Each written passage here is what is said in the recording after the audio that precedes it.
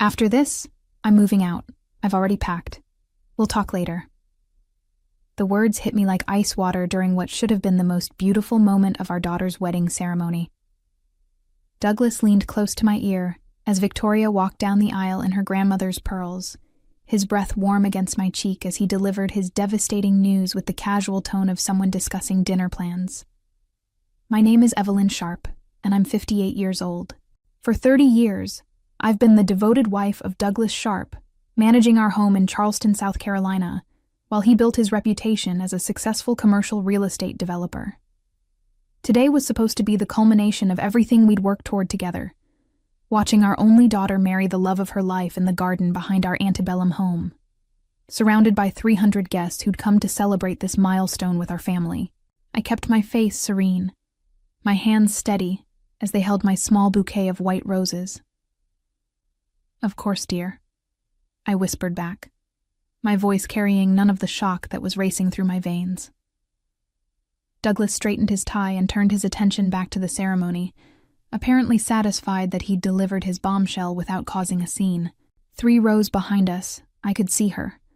Leah Morrison, his 28-year-old secretary, sitting primly in a navy dress that I now realized was far too expensive for someone earning her salary. She'd been with Bright Hollow Development for 2 years, and I'd always thought her professional and pleasant during the few times we'd met at company events. How naive I'd been. As Victoria and Thomas exchanged vows under the magnolia trees, speaking words about commitment and faithfulness that now felt like mockery, I maintained my composure. The photographer captured moment after moment, Douglas and me standing together, smiling proudly as our daughter promised to love and honor her new husband. To everyone watching, we looked like the picture of marital success, the kind of couple who'd weathered 3 decades together and emerged stronger. But something cold and calculating had already begun forming in my chest. Douglas had chosen this moment, our daughter's wedding day, to announce his betrayal. He'd waited until I was trapped in public, surrounded by family and friends, when any emotional reaction would ruin Victoria's perfect day. He thought he'd cornered me, forced me into silent acceptance of his decision. What Douglas didn't know was that I'd seen this coming months ago, and I'd been preparing. The signs had started appearing 6 months earlier, though I'd initially dismissed them as midlife restlessness. Douglas began working later, claiming urgent projects that required evening meetings. His phone, once carelessly left on kitchen counters, now stayed glued to his side. He'd upgraded his wardrobe without mentioning it, trading his comfortable khakis for tailored suits that made him look younger, more vibrant. Our relationship had never been passionate in the Hollywood sense, but it had been steady, comfortable. We'd built Bright Hollow Development together, though Douglas received all the public credit while I managed the financial side from behind the scenes. I'd sacrificed my own career aspirations as a certified public accountant to support his dreams, handling our investments, estate planning, and tax strategies while he charmed clients and closed deals. For 30 years, I'd been the perfect wife, hosting dinner parties for potential investors, managing our household staff, coordinating family vacations, and ensuring Douglas never had to worry about mundane details like bill payments or insurance renewals. I'd raised Victoria while he traveled, celebrated his successes while downplaying my own contributions, and maintained our social calendar with military precision. But something had shifted after Victoria's engagement announcement last year. Douglas became distant, distracted.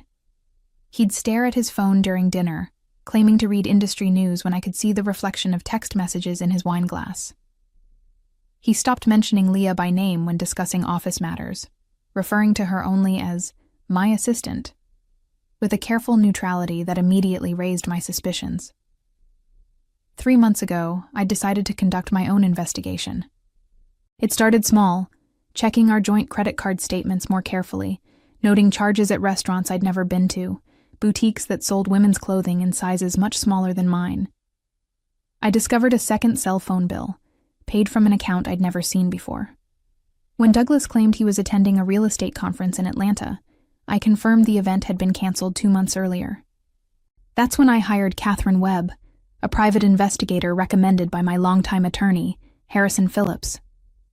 Catherine was thorough and discreet, providing me with photographs, financial records, and a timeline that painted a clear picture of Douglas's affair. Leah Morrison wasn't just his secretary, she was his mistress, his confidant, and apparently his planned future. The apartment lease Catherine uncovered was particularly revealing. Douglas had signed a year-long contract for a luxury condo downtown, listing himself and Leah as occupants.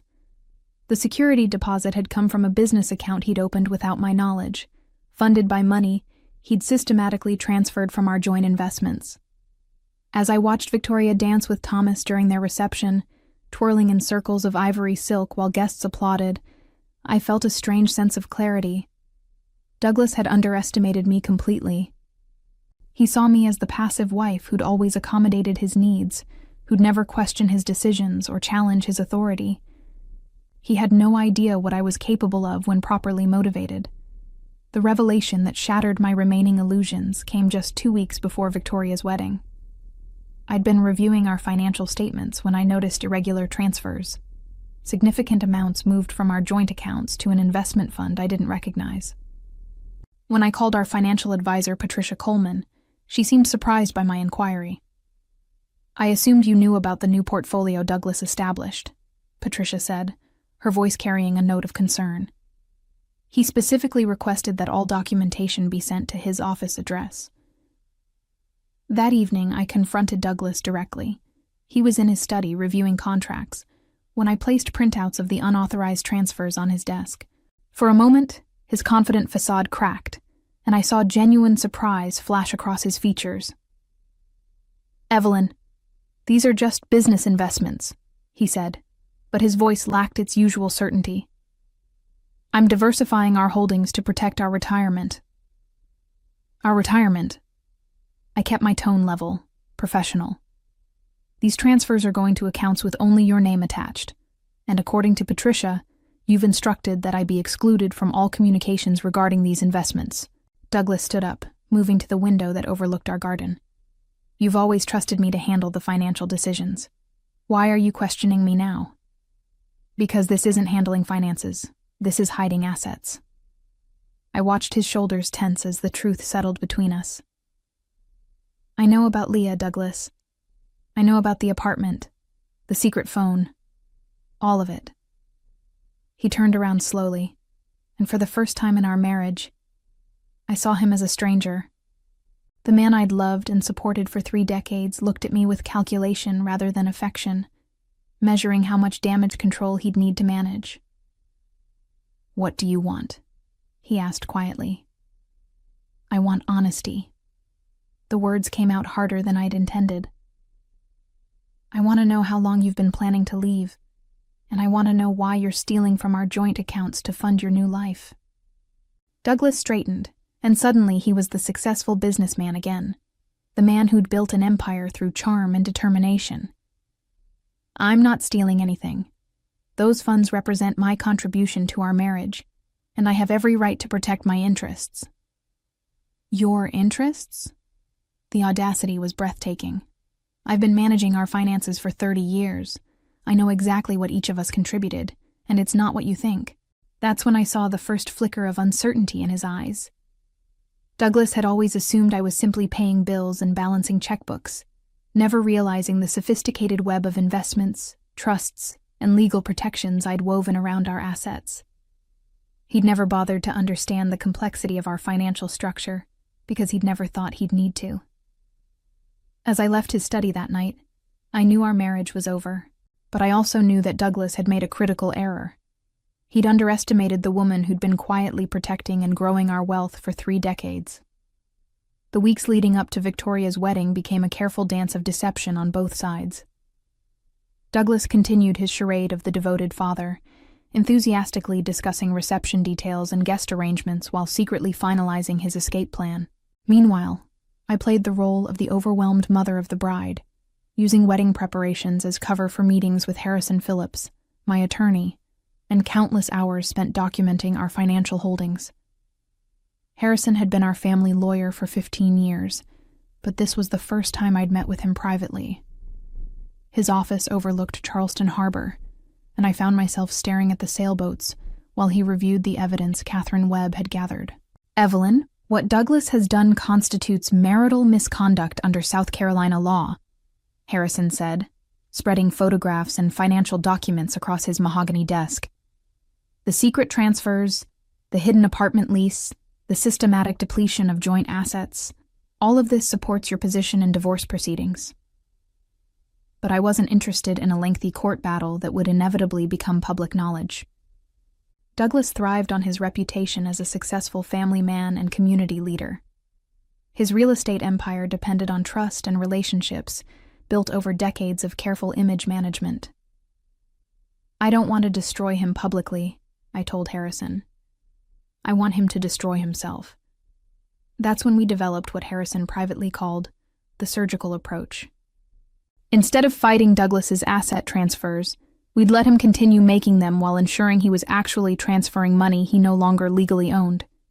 The key was restructuring our holdings before he realized what was happening. Over the next 10 days, I signed papers that moved the majority of our assets into irrevocable trusts, protected investment accounts, and legal entities that Douglas couldn't access without my explicit consent. Our family home, the vacation house on Kiowa Island, the investment properties that generated our rental income, everything was quietly shifted into structures that protected my interests, while leaving Douglas's recent transfers as evidence of attempted fraud. The most satisfying discovery came when Catherine uncovered the full extent of Douglas's financial planning. He'd been methodically moving money for months, believing he was securing his future with Leah. What he didn't realize was that most of the accounts he'd been funding were connected to assets I'd already protected through legal restructuring. "Your husband has essentially been stealing his own money and giving it to his mistress," Catherine explained with professional satisfaction. "When the divorce proceedings begin, those transfers will be viewed as dissipation of marital assets, which means he'll be required to reimburse the marital estate." Douglas's confidence during those final weeks before the wedding was almost amusing. He'd arrive home from his secret meetings with Leah looking pleased with himself, probably imagining how smoothly his transition would proceed. He'd established a new life, secured his finances, and timed his announcement to minimize my ability to interfere. At Victoria's rehearsal dinner, I watched him give a heartfelt speech about love, commitment, and the importance of family. He spoke eloquently about the marriage he and I had built, praising my dedication and support while guests applauded his apparent devotion. Later, I saw him check his phone repeatedly, probably coordinating final details with Leah about their post-wedding plans. The irony was exquisite. Douglas was celebrating his own destruction while believing he was orchestrating his liberation. 2 days before the wedding, I made my final preparation. In a safety deposit box downtown, I placed copies of all financial documents, evidence of Douglas's affair, and a detailed timeline of his asset transfers. I also deposited the divorce papers Harrison had prepared, along with a comprehensive asset list that would shock Douglas when he finally understood the scope of his miscalculation. On the morning of Victoria's wedding, I woke up before dawn and reviewed everything one final time. In a few hours, Douglas would deliver his carefully planned announcement, believing he held all the cards. He had no idea that I'd been preparing for this moment for months, that every move he'd made had been anticipated and countered. The wedding ceremony proceeded flawlessly, despite Douglas's devastating whisper. Victoria looked radiant as she promised to love Thomas through every challenge life might bring them, their words carrying weight that felt almost prophetic given the drama unfolding in the front row. I maintained my composure throughout the service, smiling at appropriate moments and dabbing my eyes with a handkerchief when Victoria's voice broke with emotion during her vows. After the ceremony, the photography session became a surreal exercise in pretense. Douglas and I posed together for family portraits, his arm around my waist as if nothing had changed between us. When the photographer requested a picture of just the parents, Douglas smiled warmly and pulled me closer, playing his role as the devoted husband perfectly. "Beautiful ceremony," Leah commented when she approached us during the cocktail hour, her voice carefully neutral. "Victoria looks absolutely stunning." "Thank you," I replied pleasantly, noting how Douglas's jaw tightened slightly when she spoke. "We're so proud of her." The three of us stood there for a moment, an awkward triangle of civility masking the explosive truth beneath. Leah excused herself quickly, probably sensing the tension she couldn't quite identify. During dinner, Douglas delivered another performance worthy of an award. He stood to give the traditional father's speech, his voice strong and emotional as he spoke about watching Victoria grow up, about the pride he felt in the woman she'd become. He thanked me publicly for being the heart of our family and the woman who made all of this possible. The applause was thunderous, and several guests approached me afterward to comment on what a wonderful marriage Douglas and I had, how lucky Victoria was to have parents who clearly adored each other after so many years. Each compliment felt like a small blade, but I smiled graciously and accepted their praise while planning Douglas's downfall. As the evening progressed, I noticed Douglas checking his watch repeatedly. He'd probably promised Leah they'd leave together once the reception wound down, finally beginning their new life as a couple. Every few minutes, his eyes would find her across the room, and I could see the anticipation building in his expression. The moment I'd been waiting for came during the last dance. While Victoria and Thomas swayed to their wedding song, surrounded by family and friends who'd gathered to celebrate their love, Douglas leaned close to me again. "I know this is difficult," he said quietly, "but I think it's better this way. Clean break, no prolonged arguments or negotiations." "I agree completely," I replied, my voice steady. "A clean break is exactly what we need." Douglas looked surprised by my calm response, probably expecting tears or pleas for reconsideration. "I'm glad you understand. I was worried you might make this complicated." "Oh, Douglas," I said softly, turning to meet his eyes directly. "I would never make things complicated for you." Something in my tone must have registered, because his confident expression flickered slightly. But before he could respond, Victoria and Thomas approached us, glowing with happiness and ready to begin their honeymoon departure tradition. As we waved goodbye to the newlyweds, Douglas standing beside me with rice in his hair and his arm around my shoulders for the final photographs, I felt a sense of completion. Victoria was safely married and departing for her honeymoon in Italy. The guests were beginning to leave, thanking us for a beautiful celebration, and Douglas was about to discover that his carefully orchestrated escape plan had been an elaborate trap of his own making. After the last guest departed and the catering staff finished cleaning up, Douglas and I found ourselves alone in our garden for the first time since his morning announcement. He'd loosened his tie and rolled up his sleeves, looking relaxed and pleased with how smoothly the day had proceeded. "That went well," he said, surveying the remnants of Victoria's reception. "She looked happy." "She did," I agreed, then turned to face him directly. "I believe you mentioned we needed to talk." Douglas's expression shifted, becoming more serious as he prepared for what he clearly expected to be a difficult but manageable conversation. "Evelyn, I know this comes as a shock, but I think if we handle this maturely, we can minimize the disruption for everyone involved." "I appreciate your concern for minimizing disruption," I said, reaching into my small evening purse to retrieve a manila envelope I'd carried throughout the entire wedding. "I've prepared something that should help with that." Douglas looked puzzled as I handed him the envelope. "What's this?" "Everything you'll need for your fresh start," I replied calmly, "including some documents I think you should review immediately."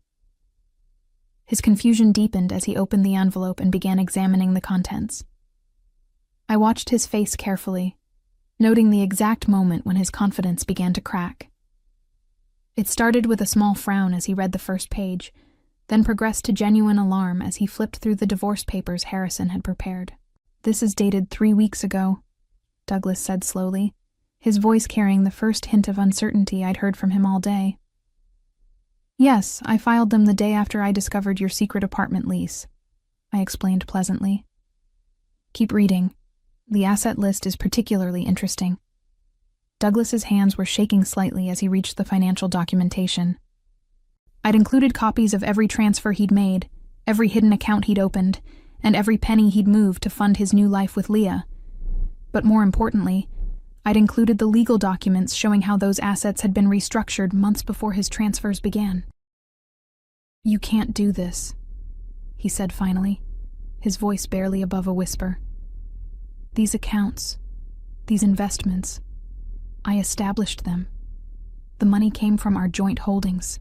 "Actually, Douglas, if you look more carefully at the dates, you'll see that I restructured our holdings well before you began your unauthorized transfers." I kept my tone conversational, as if we were discussing gardening rather than his financial ruin.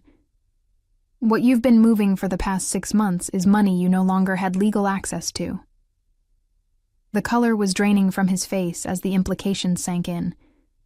The house, the business accounts, the investment properties, all protected through irrevocable trusts and legal entities that require my consent for any transactions. I watched him flip frantically through the papers, searching for some loophole or error he could exploit.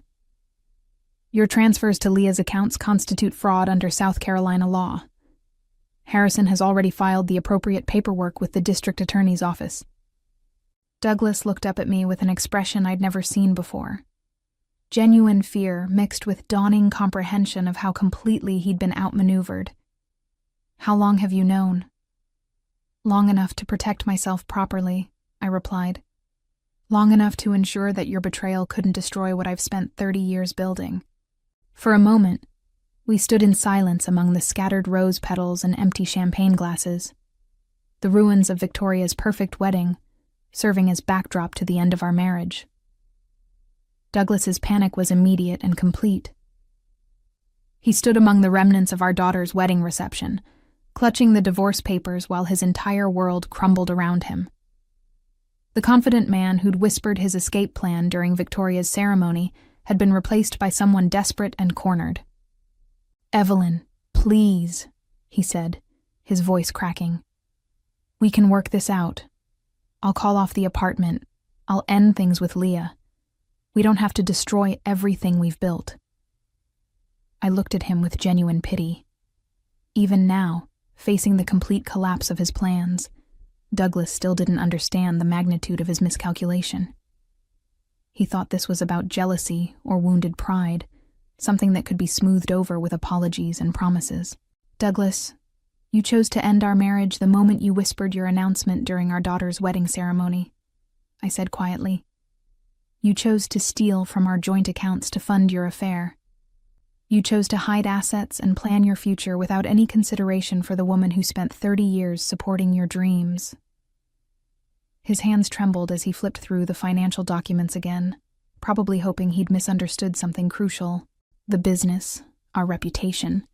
If this becomes public, it'll destroy everything." "It doesn't have to become public," I replied. "If you sign the divorce agreement and cooperate with the asset recovery process, we can handle this discreetly. But if you choose to fight these proceedings, every detail of your affair and financial misconduct will become part of the public record." Douglas's face went pale as the full scope of his predicament became clear. He'd planned his escape so carefully, but he'd never anticipated that his quiet, supportive wife might be planning her own counter-strategy. The woman he'd taken for granted for 3 decades had systematically dismantled his future while smiling graciously at wedding guests. "How did you know?" he asked desperately. "I've always known who you really are, Douglas," I said with finality. "The question is whether you're going to accept responsibility for your choices or make this even uglier than it needs to be." The aftermath unfolded exactly as Harrison had predicted. By Monday morning, Douglas discovered that his access to every significant account had been terminated. The business credit cards he'd used for his secret transactions were canceled, the investment portfolios he'd counted on were legally protected, and the apartment he'd leased for himself and Leah was being investigated for fraudulent funding sources. Leah Morrison submitted her resignation from Bright Hollow Development that same week, probably realizing that her association with Douglas had become a professional liability. The private investigator Catherine had documented their relationship thoroughly, creating a trail of evidence that would make any future employment in Charleston's tight-knit business community extremely difficult. Douglas attempted to salvage his situation by contacting our mutual friends and business associates, hoping to garner sympathy for his position. But word of his affair and financial misconduct spread quickly through Charleston's social circles, and the man who'd built his reputation on trustworthiness found himself increasingly isolated. The fraud investigation Harrison had initiated proceeded methodically. Douglas's unauthorized transfers were easily documented, and his attempts to hide assets actually strengthened the case against him. Within 2 weeks, he was facing potential criminal charges in addition to the civil proceedings. I, meanwhile, maintained my dignity throughout the process. I attended Victoria's post-wedding brunch as planned, graciously accepting congratulations from friends who hadn't yet heard about Douglas's departure. When asked about his absence, I simply explained that he was dealing with urgent business matters. The irony wasn't lost on me. After 30 years of supporting Douglas's career and reputation, I was now the one protecting the family name while he destroyed everything he'd claimed to value. His carefully planned escape had become a public humiliation that would follow him for years. By the time Victoria returned from her honeymoon, Douglas had quietly settled the divorce agreement rather than face a public trial that would have exposed every detail of his betrayal. As I sit in my garden 6 months later, watching the magnolias bloom where Victoria danced on her wedding day, I realize that Douglas's betrayal was actually a gift.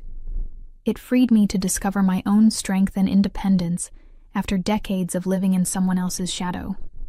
Sometimes the most devastating betrayals become the foundation for our greatest victories.